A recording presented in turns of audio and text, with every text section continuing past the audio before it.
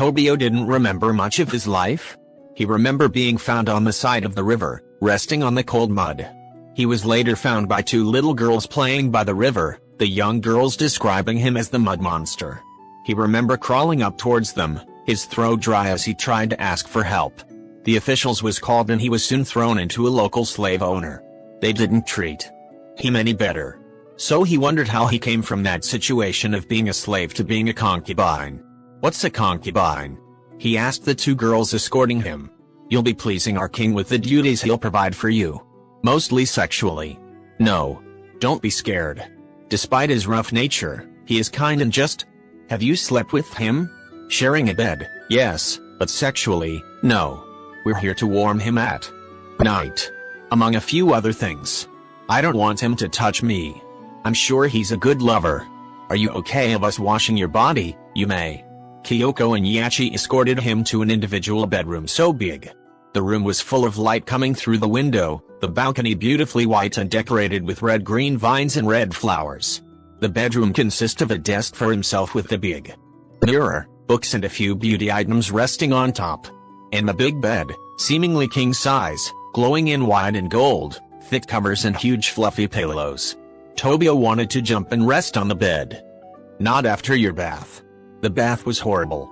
He was bathed in hot water and scrubbed from top to bottom 3 times, his hair washed and his nails trimmed. Then Yachi brushed his teeth while Kyoko moisturized and perfumed him. By the time he was done, he felt like he was ready for the ball. They only gave him a thin robe and had him sit on the bed. "Enjoy your evening. Please don't hurt our king." Again. Then he was alone. He looked around, everything so bright and seemingly innocent. He got up and walked around, eyeing the beautiful drawers and closets, the desks and bookshelf, the mirror that showed his reflection. At last, the walks to the glass doors to the balcony. He opened the doors and felt the rush of warmth on his skin, the sun kissing his face. Tobio smiled. "I see you like the outdoors." Tobio turned towards the voice, turning to see the prince in an equally thin robe. Tobio glared at him. Tsukishima only walks towards the other side of the balcony. "Just when I thought to see that pretty smile again. I'm not sleeping with you." "I understand, but can we talk?" "No." "Fine, I'll talk." Tobio mad that Tsukishima won't leave. "I think you were scared of me." "Who would be scared of you?" "You?" "I'm not." "Then come closer." "No." Tsukishima thinking that Tobio is stubborn. "Why do you not like to be touched? You can take a good guess." "I'm not like that. Your actions speak differently. I'm not a rapist. I'm hoping for consensual sex between you and I. Like a slut." "Hopefully not. You'll be my only lover." "No thank you. I can be an excellent lover. You can be the world's most amazing lover and I still wouldn't put a finger on you, okay?" They stood in silence until Tsukishima made a sweet bird call, then a blue bird flying to his finger. "Do you like animals, Tobio?" "Yes, but they aren't fond of me." "Have you ever ridden a horse before?" Tobio felt familiar memory of a horse along with a girl's laugh, but before he can focus, the memory was gone. "I don't believe so. Do you want to ride along with me?" "No." Tsukishima looked at him confused. "Huh? I don't know what you were planning, but you will not make me fall for you." The bird flew off Tsukishima's finger as Suki turned to Tobio. "I'm being nice." "I don't trust that." "And why not?" Tobio trying to remember but can't. Despite his horrible time in slavery, it was a feeling he couldn't pinpoint far beyond his past. The feeling of betrayal and fear. He looked at Tsukishima. Admitting to himself that the prince was beautiful and it was tempting to get close to him. But, betrayal, fear. No, he would never be vulnerable. Being nice is a scam for what you really want. A scam? You want to beg me, have sex with my body because I'm attractive to you. I'm flattered, but I will not have myself open for you to take. Tobio walked into his bedroom, Tsukishima watching him from behind, then he smirked. He followed inside, watching Tobio climb into the bed. "I understand your thoughts. But? You will sleep in my room every night. So you better get used to my touch." "What? And you will join me on evening strolls." "Fine. And every night before bed, you will present your naked body to me." "Pervert. You're a concubine. I should be having sex with you at this second. But I'm not into such things as you fighting and screaming at me." Be glad I am being generous to you. For today, you may rest. I see you enjoy the soft cotton blankets. Kageyama planning ways to kill him.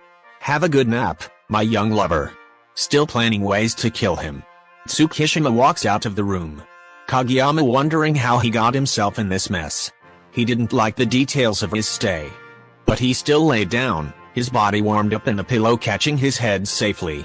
He soon closed his eyes and fell asleep.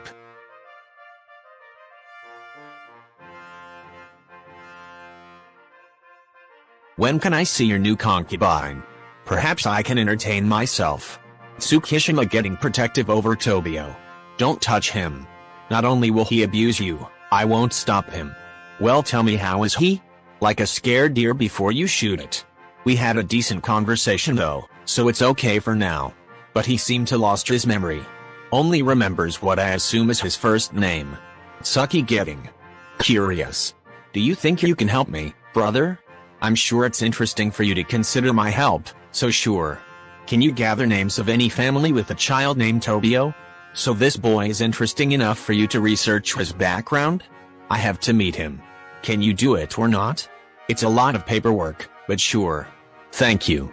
Tsukishima went to his room and changed into his royal clothing, fitted to his body with white and gold.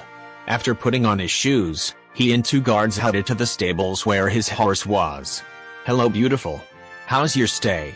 I hope the stable boy is taking good care of you.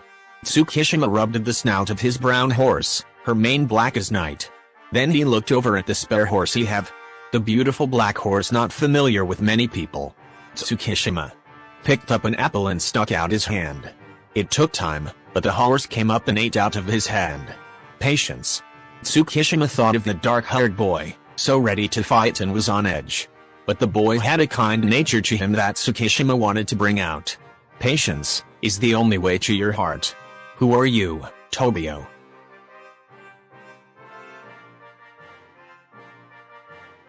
King Oikawa and his loyal guard Iwaizumi walks through the ghost town of the once lively kingdom.